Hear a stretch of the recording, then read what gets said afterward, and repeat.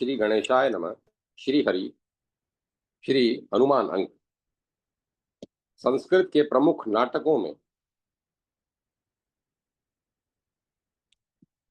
हनुमान जी के अद्वितीय पराक्रम की सर्वाधिक प्रशस्ति है। इसके अतिरिक्त संस्कृत नाटकारों ने श्री हनुमान के चरित्र में सेवा परायणता, स्वामी भक्ति, धैर्यशीलता, निर्भी निर्भीमानता, प्राणी मात्र के प्रति प्रेम, भातृ प्रेम आदि गुणों का भी निरूपण कर उनके चरित्र को उत्कर्ष प्रदान किया है और उनके श्री राम भक्ति पक्ष को सुंदर ढंग से प्रस्तुत किया गया है। श्री राम भक्ति का भाव समस्त मध्यकालीन श्री राम साहित्य में व्यस्त व्याप्त है। श्री हनुमान की श्री राम भक्ति का सर्वप्रथम उल्लेख हमें वाल्मीकि रामायण उत्तरकांड सर्ग 40 में मिलता है। श्री भास्कृत अभिषेक नाटक में श्री राम के लिए रावण द्वारा श्रृंगार संबोधन हनुमान जी को सहन नहीं होता। वे रावण को राक्षसाधम, प्रक्षिण पुण्य, अभागा और समाप्त बल कहते हैं। उनके श्री राम वीराग्रणी, इंद्र तुल्य बली एवं भुवनेक नाथ हैं। वे कहते हैं श्री राम के पैरों को हनुमान भक्ति के साथ दबाते हैं। वे स्थल स्थल पर श्री राम के चरणाविंदों में प्रणाम करते हैं।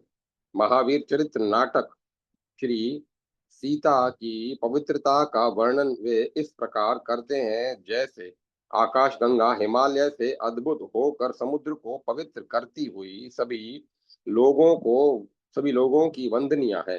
उसी प्रकार आप भी अपने पिता जनक एवं क्षत्रिय वंश के अलंकार स्वरूप प्रियतम श्री राम को पवित्र करती हैं।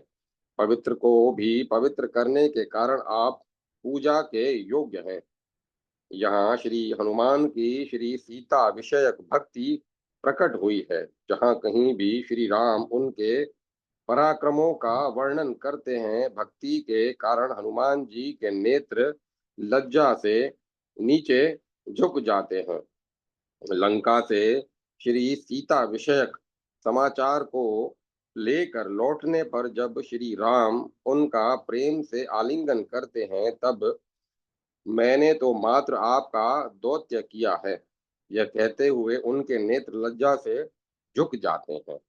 पराक्रम पूर्ण कृत्यों में भी वे नतमस्तक हो जाते हैं और उनका कर्ता श्री राम को ही मानते हैं। भगवान लंका तो जानकी जी के निश्वास एवं आपकी क्रोधाग्नि से पहले ही भस्म हो गई थी। मैं तो मात्र एक निमित्त बना हूँ। आपके ही प्रभाव से मैंने समुद्र संतरण किया। वानर का बल ही कितना, वह तो केवल एक डाल से दूसरी डाल पर उछल सकता है। गंधमादन पर्वत पर किन्नर गणों द्वारा गीयमान भगवान श्री राम के अद्भुत चरित्र को सुनते हुए मानो अमृत के सागर में गोता लगाते हुए बहुत समय बीत जाने पर भी उन्हें यह उस काल का कुछ आभास नहीं होता। यहाँ श्री विश्वनाथ कविराज भागवत पुराण से प्रभावित प्रतीत होते हैं।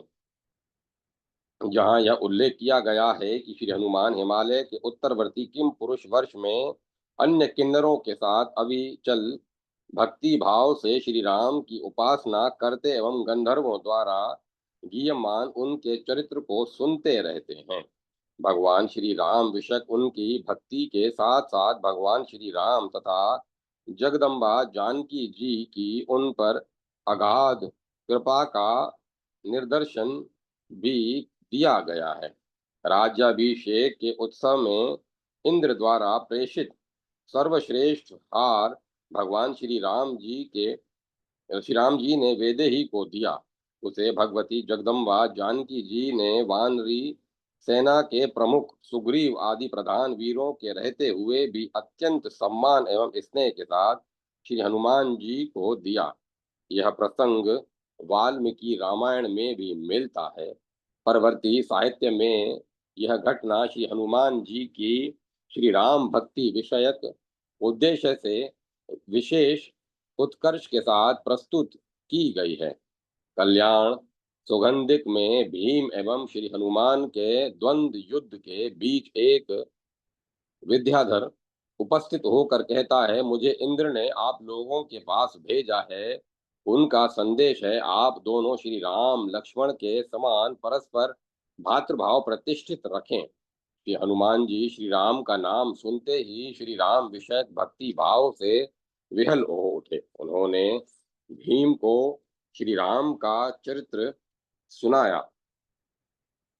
नीलकंठ ने उपर्युक्त प्रसंग में श्री हनुमान की श्री राम विषयक भक्ति का वर्णन किया है। नाटककार उक्त प्रसंग के लिए महाभारत वन पर्व में से प्रभावित हैं, जहां श्री हनुमान भीम को संक्षिप्त श्री राम चरित्र सुनाते हैं। ऊपर के विवरण से स्पष्ट है कि संस्कृत नाटककार श्री हनुमान जी की श्री राम विषयक भक्ति के लिए वाल्मीकि रामायण, महाभारत, भागवत पुराण एवं या अन्य श्री राम कथा विषयक ग्रंथों के ऋणी हैं। ऐसा होते हुए भी नाटकों में उन्हें आदर्श श्री राम भक्त के ही रूप में उपस्थित किया गया है। उनके श्री राम इंद्र तुल्य भुवनेक नाथ हैं। उनके द्वारा अद्भुत पराक्रम पूर्ण दिव्य अलौकिक कृत्य उन्हीं भगवान श्री राम की कृपा से संपन्न होते हैं। भगवान श्री राम एवं जगदम्बा जानकी जी की उन पर अगाध अनुकंपा है। जय माता सरस्वती। जय मां सरस्वती। अपभ्रंश रामायण पौमचर्यु के श्री हनुमान। लेखक श्री श्री रंजन सूरिदेव जी। भारतीय जन भावना में श्री राम भक्त हनुमान की प्रतिष्ठा वीरता, जितेंद्रियता और परिष्णिपन ज्ञान के आधार के रूप में हुई है। अंतर केवल इतना ही है कि वैदिक साहित्य के में हनुमान को दिव्य व्यक्तित्व से विभूषित बतलाया गया है और वेदिकेतर जैन साहित्य में उनके विभूतिमान लोकोत्तर व्यक्तित्व को मानवीय धरातल पर प्रतिष्ठित किया गया है। किंतु जहाँ तक आदर भाव का प्रश्न है, संपूर्ण भारतीय साहित्य में उन्हें समान रूप से समादरणीय स्थान प्राप्त है। वे जन जन को विभिन्न संकटों से मुक्त करने की क्षमता रखते हैं, इसीलिए लोक जीवन में उनका संकट मोचन नाम सर्वप्रथित है। इस प्रकार अपनी गुणातिशयता के कारण ही वे सदा लोकाराध्य बने हुए हैं। हम यहाँ अतुलित बल धाम हनुमान जी के व्यक्तित्व वेष्टीय के संदर्भ में बहु प्रसिद्ध अपभ्रंश कवि स्वयंभू की रामायण पौमचर्य के आधार पर संक्षिप्त चर्चा उपन्यस्त करेंगे। जैन कवि स्वयंभू के अनुसार चैत्र मास के कृष्ण पक्ष की श्रवण नक्षत्र युक्त अष्टमी को रात्रि के अंतिम प्रहर में पवन जनय की पत्नी अंजना ने हनुमान को जन्म दिया था। नवजात शिशु के हाथ पैर में हल, कमल, वज्र, मछली आदि के शुभ चिन्ह अंकित थे।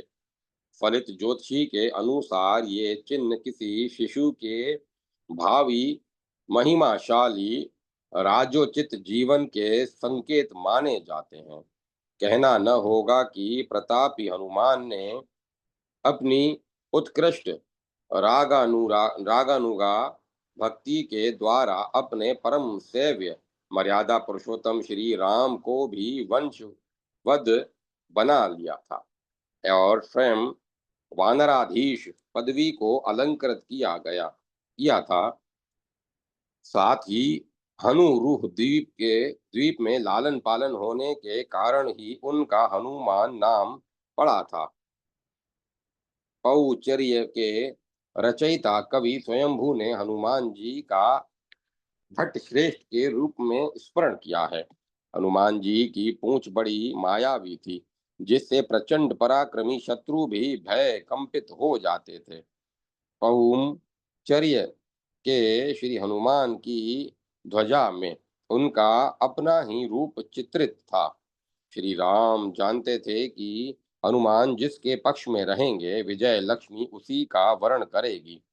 सच पूछिए तो श्री राम की सेना में बलवान शब्द को अनवर्थ करने वाला कोई था तो वे हनुमान ही थे, दूसरा नहीं। पवन पुत्र हनुमान के हनुरूह द्वीप के में निवास करने के कारण यह वह द्वीप धरती पर अवतीर्ण स्वर्ग के एक खंड की तरह प्रतीत होता था।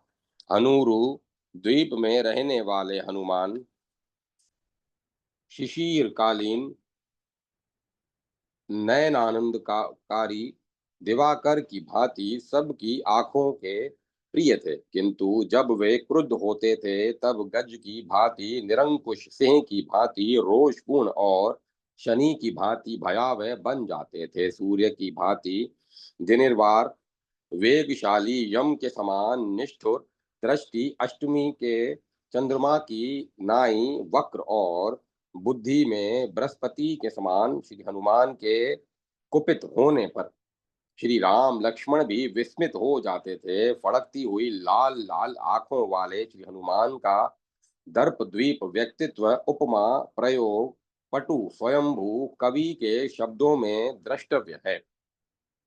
पौचर्य के अनुसार श्री राम के हृदय में हनुमान जी के प्रति अत्यधिक सम्मान की भावना रहती थी। यही कारण था कि वे श्री हनुमान को आधे आसन पर बैठाते थे।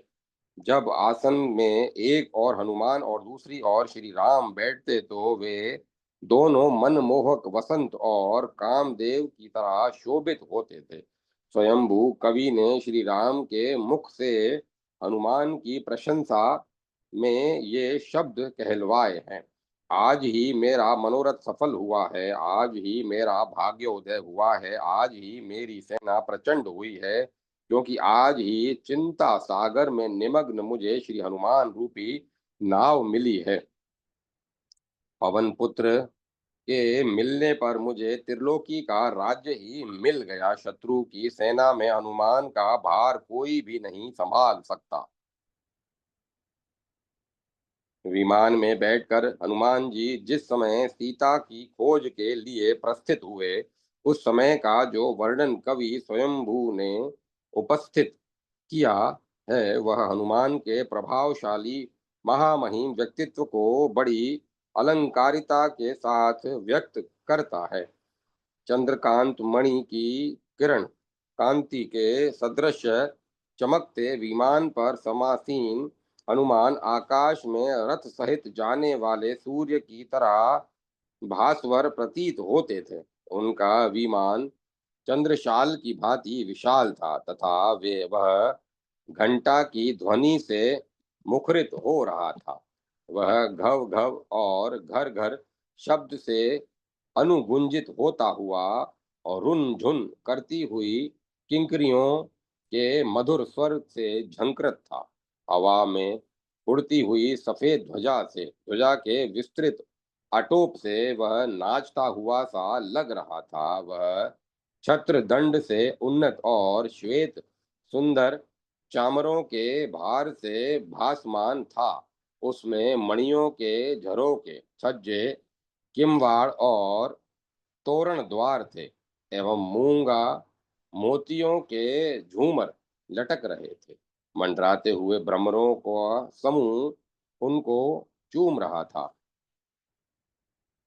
स्वयंभू कवि ने हनुमान के युद्धवीर रूप का विन्यास बड़े मनोयोग से किया है। इस क्रम में कवि ने अपभ्रंश भाषा की समृद्धि की पराकाष्ठा का प्रदर्शन करते हुए हनुमान को विजय लक्ष्मी से विभूषित, शत्रु संहारक, शत्रु सेना विध्वंसक, अस्खलित मान, सौभाग्य राशि, सत्पुरुष रत्न, साक्षात कामदेव, कंधर पर दर्पलन कारी तृण विशाल विशाल वक्षस्थल प्रचंड बाहुदंड तनु तेज पिंड आदि अनेक विस्मयकारी विरोचित विशेषणों से समलंकृत किया है।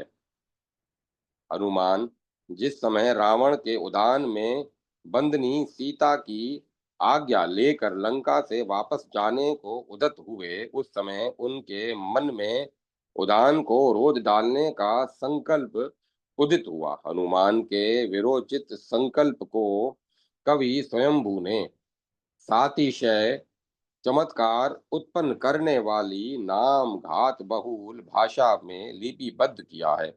नागपाश में आबद्ध हनुमान ने रावण के दरबार में उपस्थित होकर सीता के संदर्भ में जिन शब्दों के द्वारा रावण की भर्त्सना की, उनके उनकी परिकाष्ठा शास्त्रज्ञता का पूर्ण परिचय प्राप्त होता है। जिन शासन की 12 अनुप्रेक्षाओं के रूप में उनके द्वारा रावण से कही गई ज्ञान और वैराग्य की बातें पर्याप्त उद्बोधक हैं, उनमें से दो एक उदाहरणों की वानगी देखिए। हे रावण, शरीर अन्य है और जीव का स्वभाव अन्य। धन धान्य और यौवन ये सब पराये हैं। घर के स्वजन परिजन भी पराये हैं। स्त्री भी अपनी नहीं होती, पुत्र भी पराया हो जाता है। इन सब के साथ मेल मिलाप कुछ ही दिनों का होता है, फिर मरकर सब एकाकी भटकते फिरते हैं। लोग स्वार्थवश मुंह के मीठे और प्रिय भाषी होते हैं। अपने इष्ट देव का धर्म छोड़कर इस जीव का कोई भी अपना नहीं है। अपने इष्ट देव का धर्म छोड़कर इस जीव का कोई भी अपना नहीं है। अपने प्रबोधन प्रवाह को जारी रखते हुए स्फूर्तिताधर हनुमान जी ने बड़े ही मार्मिक शब्दों से में रावण से कहा, हे रावण, तू स्नेह पूर्वक कह रहा है कि तुम पर स्त्री को असार समझो। अपने मन में संवर तत्व का ध्यान करो और पर स्त्री से बचते रहो। त्रिभुवन लक्ष्मी के निकेतन है रावण, तुम संवर अनुप्रेक्षा सुनो। राग रहित होकर इस जीव को इस प्रकार रखना चाहिए कि इसे किसी तरह का कलंक न लगे। जो जिसका प्रतिद्वंदी है उससे उसकी रक्षा करो। काम से अकाम को, शाल्य से अशल्य को, शल्य से अशल्य को, दंभ से अदंभ को, दोष से अदोष को, पाप से अपाप को, रोष से अरोष को, हिंसा से अहिंसा को, मोह से अमोह को, मान से अमान को, लोभ से अलोभ को, अज्ञान से दृढ़ ज्ञान को, मत्सर से दर्प नाशक अमत्सर को, दुर्निवार वियोग से अवियोग को, अपथ से दुष्प्रवेश सतपथ को, और मिथ्यात्व से दृढ़ साम्यक्त को बचाओ, जिससे देह रूपी नगर नष्ट न होने पाए। हे नवनील कमल नयन रावण, यह सब जानकर तुम जाकर श्री राम को जनक सुता अर्पित कर दो। इस प्रकार स्वयंभू कवि ने अपनी अपभ्रंश रामायण पौरचरी अर्थात पद्मचरित में श्री हनुमान के जिस विराट व्यक्तित्व की अवतारणा की है, उससे उनकी लोकोत्तर श्रेष्ठता का प्रतिपादन होता है। यही कारण है कि सीता के अनुसंधान के बाद उनकी चूड़ामणि के साथ हनुमान के किष्किंधा नगर वापस आने पर स्वयं राघव सिंह श्री राम ने बरगद की तरह विशाल हनुमान को अपनी भुजाओं में भर लिया। स्वयंभू और तुलसीदास दोनों श्री राम कथा में समर्थ भाषा कवि हुए हैं। यद्यपि इन दोनों के तथ्य कथ्य तथा और दार्शनिक उपस्थापनाओं में पर्याप्त पार्थक्य है, तथापि कई बातों में वे समान भी हैं। अपभ्रंश और हिंदी दोनों रामायणों में कवियों की भावनाओं के अनुरूप भी ही क्रमशः मानव और अति मानव के प्रतीक रूप में श्री हनुमान के व्यक्तित्व और कृतित्व का विनियोग हुआ है। जय माता सरस्वती। जय मां सरस्वती। जैन मान्यता के अनुसार श्री हनुमान जी, लेखक श्री ताराचंद जी पांड्या। जैन मान्यता के अनुसार प्रत्येक कल्प में 24 तीर्थंकर, आध्यात्मिक नेता, 12 चक्रवर्ती, 6 खंड भूमि के स्वामी, 9 प्रति नारायण, 3 खंड पृथ्वी के स्वामी, 9 नारायण, प्रति नारायण से 3 खंड पृथ्वी को जीतने वाले और 9 बलभद्र नारायण के बड़े भाई। इस तरह 63 शला का उत्तम पदधारी पुरुष होते हैं। उनके इनके अतिरिक्त तीर्थंकरों के 24 माता पिता, 9 नारद, 11 रुद्र, 24 कामदेव, अत्यंत सुंदर पुरुष, ये विशिष्ट पुण्यशाली व्यक्ति भी प्रत्येक कल्प में होते हैं। ये सभी उत्तम पदधारी उसी जन्म में या थोड़े से जन्म लेकर परमात्मा बनने वाले होते हैं। इनमें से 24 कामदेव उसी जन्म में मुक्त परमात्मा बन जाते हैं। इनके जैसा सुंदर मनोमोहक रूप स्वर्ग में भी नहीं होता। श्री हनुमान 18वें कामदेव थे। ये बंदर नहीं थे, किंतु वानर वंशी थे। अर्थात जैन मतानुसार इनके वंश में के राज्य ध्वज में बंदर का चिन्ह था, इसीलिए उनका कुल वंश वानर वंश के तौर से विख्यात था। इनके पिता राजकुमार पवन कुमार थे और इनकी माता अंजना थी। बचपन में एक दिन जब श्री हनुमान अपने मामा के विमान में बैठकर आकाश मार्ग से जा रहे थे, तब खेल में उछलकर ये नीचे पहाड़ पर गिर पड़े। इससे उनकी कोई हानि नहीं हुई, बल्कि वह पहाड़ ही टूट गया। उनकी हड्डी वज्र की थी और वज्र के ही बैठन और वज्र का ही सहनन था। ये रावण प्रति नारायण के निकट संबंधी थे, किंतु जब उसने इनकी नीति सम्मत सलाह नहीं मानी तो ये श्री राम बलभद्र के परम सहायक बन गए और उनकी हर प्रकार से सहायता की। ये विद्याधर थे, इसीलिए जन्म जात कुल जात और मंत्र सिद्ध सिद्धियों से संपन्न थे। जैन मान्यता के अनुसार ये बाल ब्रह्मचारी नहीं थे। गृहस्थ आश्रम के अंत में राजपाट, परिग्रह, स्त्री आदि का त्याग कर साधु हो गए और तपस्या करके श्री राम की भांति उसी जन्म में त्रिलोक्य पूजित अनंतकालीन परमात्मा बन गए। जय माता सरस्वती। जय मां सरस्वती। संगीत शास्त्र में श्री हनुमान, लेखक डॉक्टर श्री शिव शंकर जी अवस्थी। भक्ता अग्रगण्य अंजना सुनु, महावीर हनुमान को सर्व विद्या विशारद कहा गया है। वेद वेदांग एवं तत्व विद्या के पारगामी होने के कारण वे ज्ञानियों में अग्रणी तो प्रसिद्ध ही हैं, कर्म योगी भी हैं।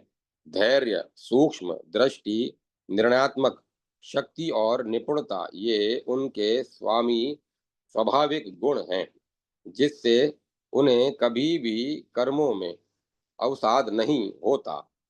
उनका एक नाम कलाधर है। नृत्य, गीतादि कलाओं के भी वे ज्ञाता हैं।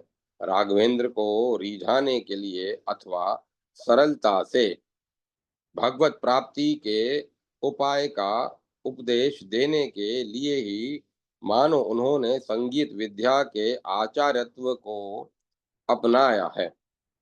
संगीत शास्त्र के ग्रंथों में श्री हनुमान जी का मत मारुति और अंजनेय के नाम से उपलब्ध होता है। उनके इनके मतों का प्रतिपादक ग्रंथ अंजनेय संहिता या हनुमत संहिता हनुमत संहिता है, जो आज सहज उपलब्ध नहीं है।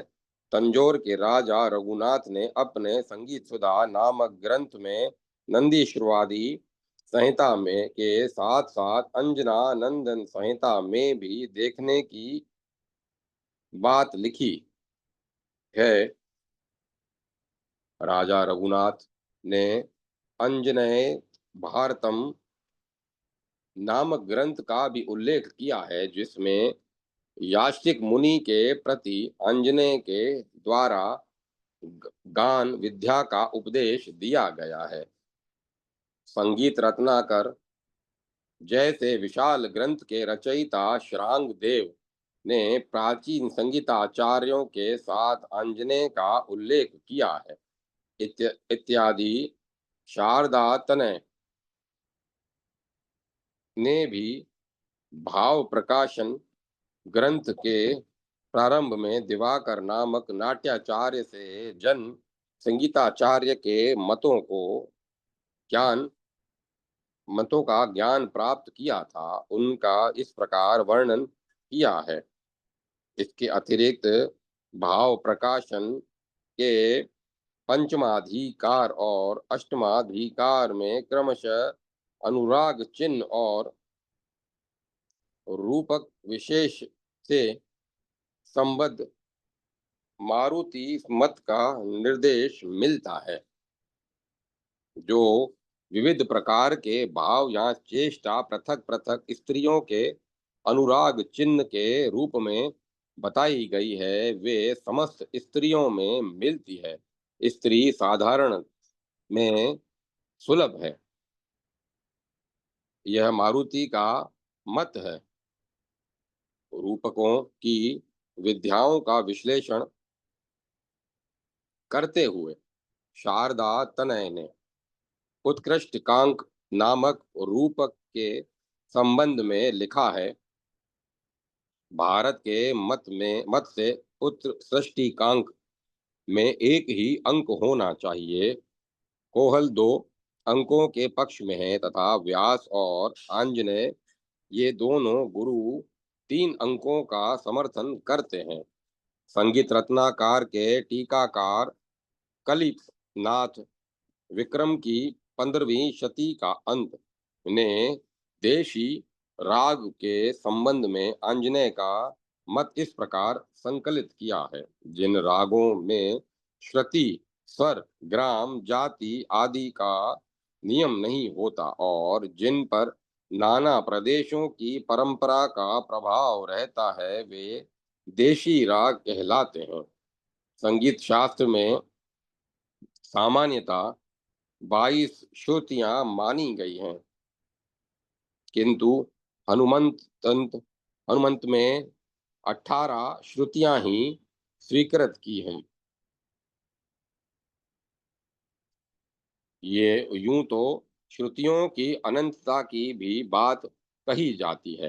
राजा रघुनाथ ने संगीत सुधा में लिखा है, एक बार अंजनेय कदली वन में पहुंचे। वहां यष्टिक मुनि अपने दशादि शिष्यों को संगीत की शिक्षा दे रहे थे। देशी रागों तथा उनके स्वरों की श्रुतियों से शास्त्रोक्त रीति के अनुसार विपरीत्य देखकर दशादि शिष्यों ने यष्टिक मुनि से पूछा कि 7 शुद्ध तथा 12 विकृत स्वरों में एक स्वर की अधिक से अधिक 4 एवं कम से कम 2 श्रुतियां होती हैं, किंतु देशी रागों में पंचश्रुतिक षटश्रुतिक एवं सप्तश्रुतिक स्वर भी देखे जाते हैं। इन स्वरों का शास्त्रों में विरोध है, परंतु इनके परिणाम परित्याग से राग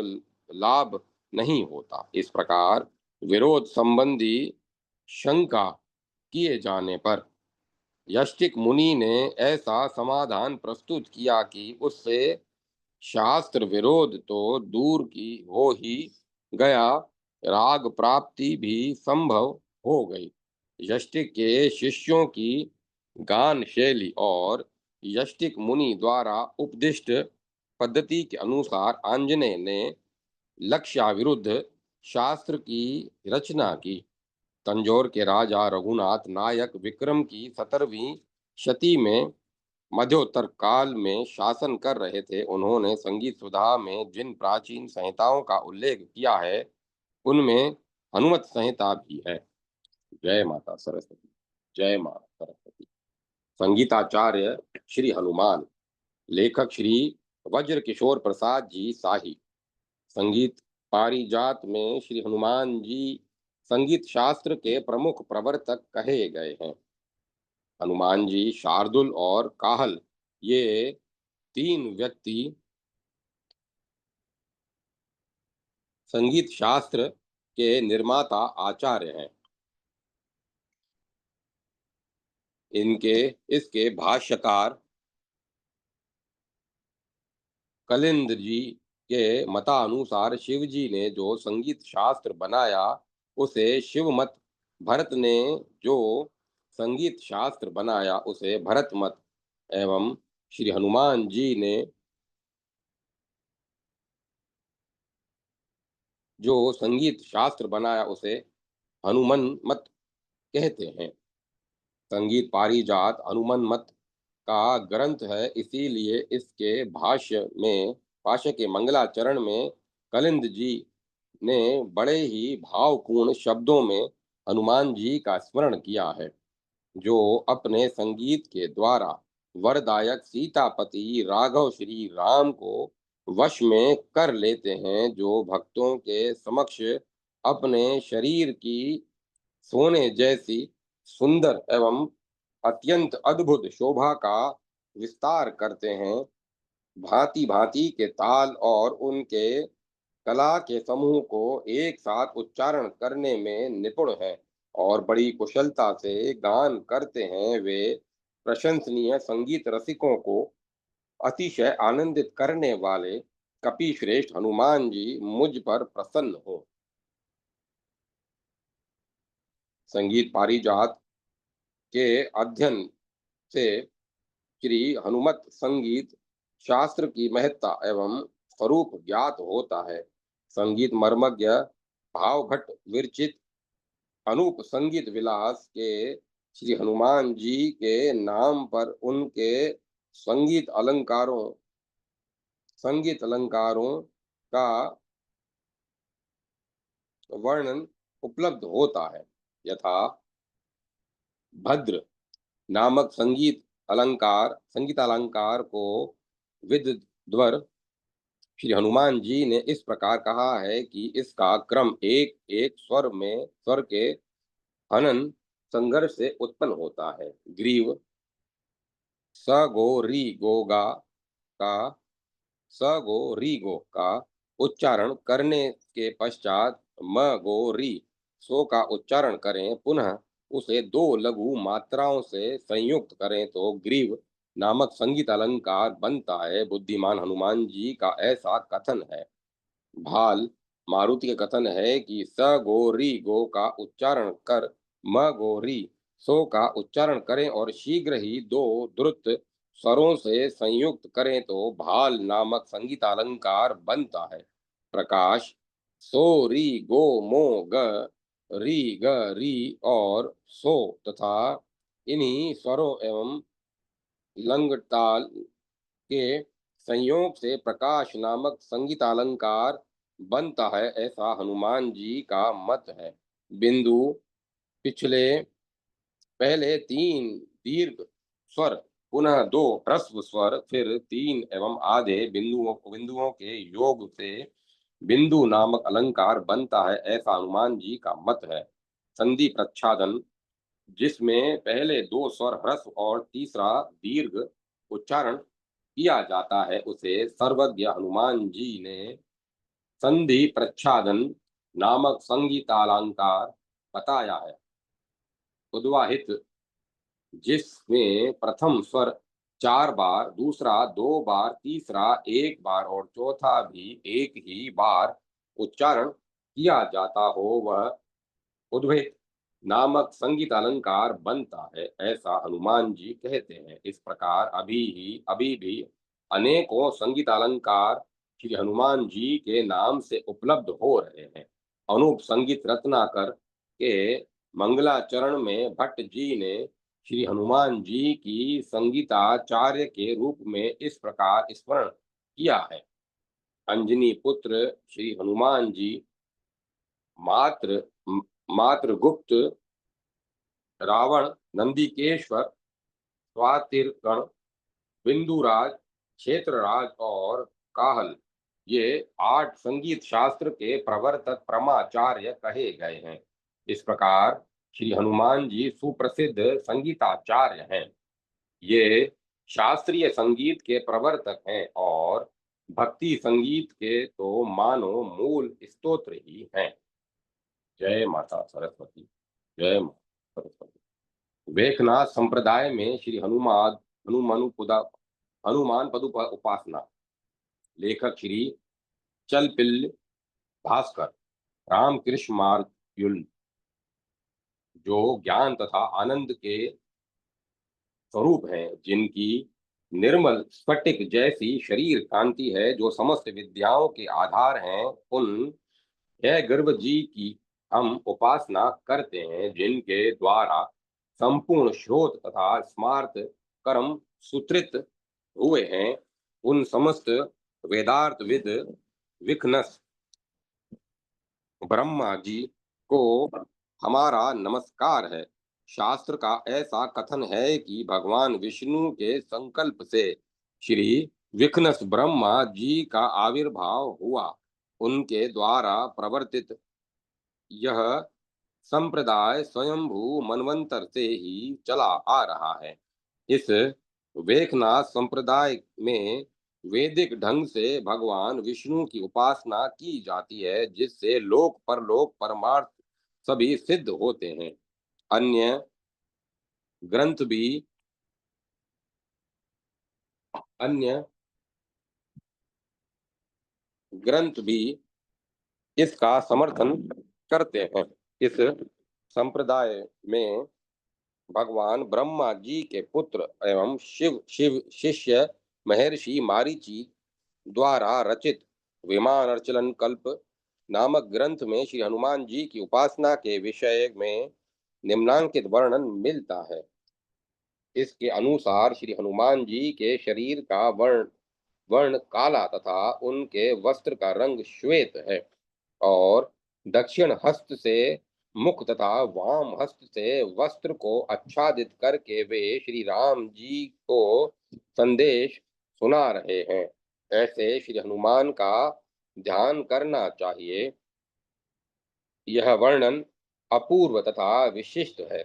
इसके अनुसार निर्मित हनुमान जी का एक चित्र कल्याण के हिंदू संस्कृति अंक में प्रदर्शित है।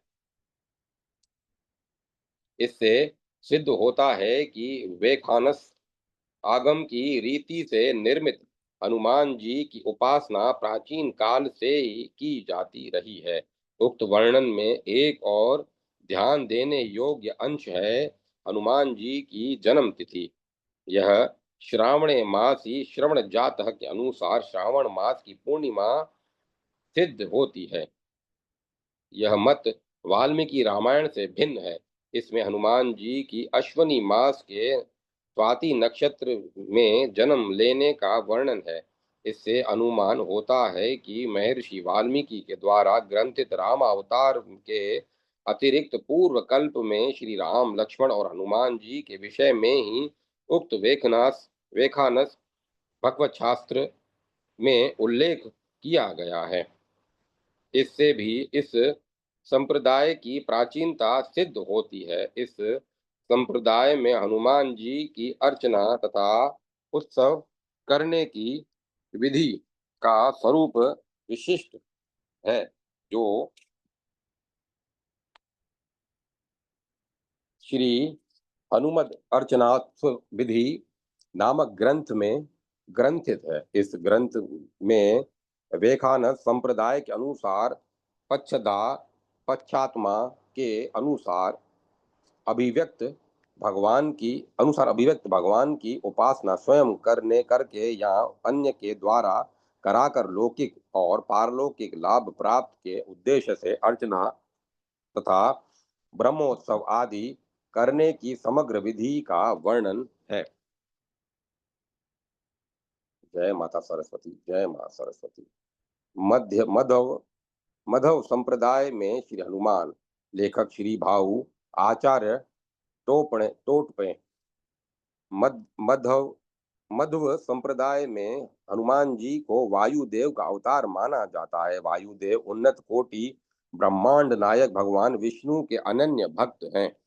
परम शक्तिमान विष्णु की सेवा के लिए वायुदेव सदा तत्पर रहते हैं और उनको वे अपनी विभिन्न चेष्टाओं द्वारा प्रसन्न रखते हैं। द्वैत मत के अनुसार वायुदेव ने भगवान विष्णु के कार्यों के साधना हेतु तथा उनकी सेवा को दृष्टि में रखते हुए 3 विशिष्ट अवतार लिए हैं, जिनमें उन्होंने श्री हनुमान के रूप में मर्यादा पुरुषोत्तम श्री राम की, महाबली भीम के रूप में श्री कृष्ण भगवान की और महाज्ञानी माधवाचार्य के रूप में भगवान वेदव्यास की सेवा की। वायुदेव द्वारा उपर्युक्त 3 अवतारों के लिए जाने का एक अन्य महत्वपूर्ण उद्देश्य है धर्म रक्षा। दूसरे शब्दों में कहा जा सकता है कि भगवान विष्णु द्वारा संचालित धर्म की सुरक्षा के लिए वायुदेव ने इन तीनों अवतारों को ग्रहण किया। हनुमान जी वायुदेव के प्रथम अवतार हैं।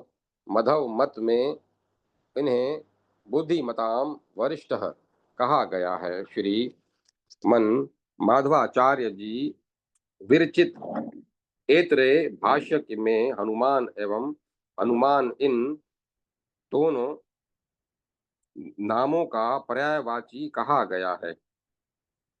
मधव संप्रदाय के अनुसार हनु शब्द परम ज्ञान के अर्थ में प्रयुक्त होता है और इस परम ज्ञान का जो अधिकारी देवता है उसे हनुमान या हनुमान के नाम से संबोधित किया जाता है। उपर्युक्त कथन ऐतरेय भाष्य में वर्णित निम्नलिखित उदाहरण से स्पष्ट हो जाता है। एक अन्य मध्व ग्रंथ सुमध्व विजय महाकाव्य जो श्री नारायण पंडिताचार्य द्वारा लिखा गया है के अनुसार संसार में जिन जिन धर्मों को गुण की संज्ञा दी जाती है वे सभी गुण हनु शब्द के अंतर्गत आ जाते हैं। अर्थात हनु शब्द के अंतर्गर्भ में ज्ञान, भक्ति, वैराग्य आदि सभी गुण निवास करते हैं। इस प्रकार मध्व मत से में हनु शब्द का अर्थ है ज्ञान, भक्ति, वैराग्य आदि गुण। वायुदेव के पुत्र में ये सभी गुण पूर्ण रूप से समाविष्ट हैं, अतः इनका नाम हनुमान पड़ा। दूसरे शब्दों में भगवत भक्तों में श्रेष्ठ, अत्यंत ज्ञानी और सभी गुणों से युक्त देवताओं को हनुमान के नाम से संबोधित किया जाता है। द्वैत मत में हनुमान जी को एक आदर्श देवता के रूप में देखा जाता है। श्री राम में अनन्य विश्वास, उनके प्रति सेवक की भावना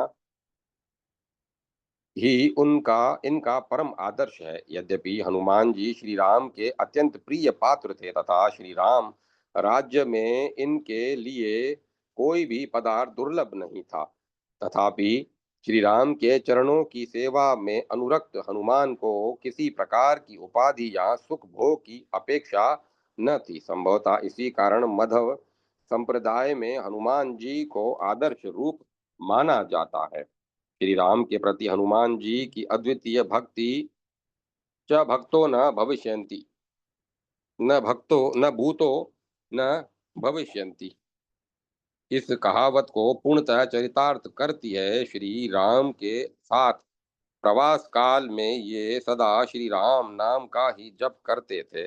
हे नाथ, तुम्हें प्रणाम है। हे श्री राम, तुम्हें प्रणाम है। हे प्रभु, तुम्हारे चरणों में सेवक का प्रणाम है। इस प्रकार के शब्दों का बारंबार उच्चारण करते हुए हनुमान सदा सर्वदा श्री राम भक्ति में तल्लीन रहते थे। हनुमान की बुद्धिमताम वरिष्ठम उपाधि की सत्यता सुमध्व विजय के निम्नलिखित श्लोकों से प्रमाणित की जा सकती है।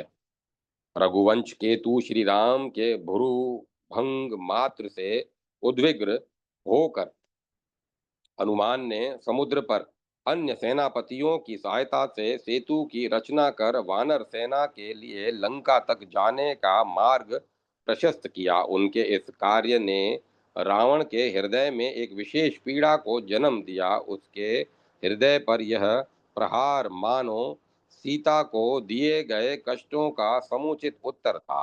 माधव मध्व संप्रदाय के अनुसार महावीर हनुमान आज भी हमारा मार्गदर्शन करने के लिए इस लोक में निवास कर रहे हैं। वे सभी आदर्शों के आदर्श हैं। श्रवण मनन आदि द्वारा भगवत सेवा करने वाले तथा मुक्ति जीवियों के बीच आत्मानंद प्राप्ति हेतु श्री राम के कथा अमृत के सदा सदा लीन रहने वाले हनुमान जी आज भी हमारे लोक हृदय में विराजमान हैं। मधव मत में श्री हनुमान की सर्वशक्तिशाली एवं अभिलाषा पूर्वक देवता के रूप में पूजा की जाती है। विद्या धन राज्य लक्ष्मी शत्रु निग्रह आदि सभी कामनाओं की पूर्ति हनुमान जी के पूजन से संभव है। श्री माधवाचार्य जी ने अपने प्रसिद्ध ग्रंथ तंत्र सार में लिखा है। जय माता सरस्वती। जय मां सरस्वती। मारुति द्वारा माता सीता को सांत्वना। ओम रघुवंश मुनि को दूत।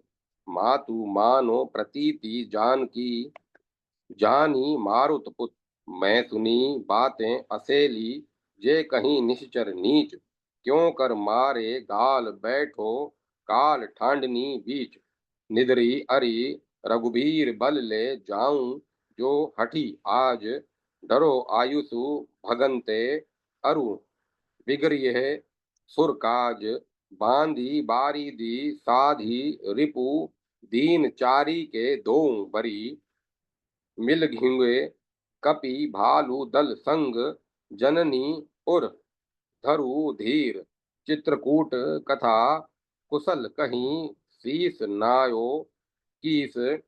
सूर्यदय सेवक नाथ को लखी देई अचल असीस।